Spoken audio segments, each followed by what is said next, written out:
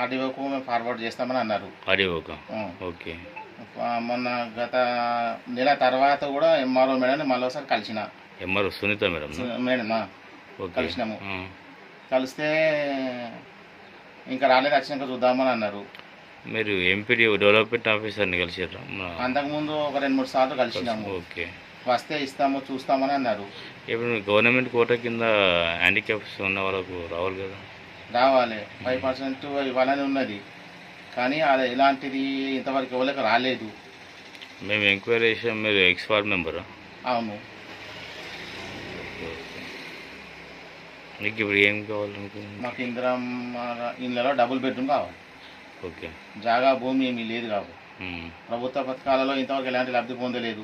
పెట్టుకున్న గత రాజకీయ నాయకులు దాన్ని రిజెక్ట్ చేసినారు. ఓకే. అంటే రాజకీయ నాయకులు అంటే ఆల్ పార్టీస్ రాజకీయ నాయకులే అంతే? ఆల్ పార్టీస్ అంటే అందరూ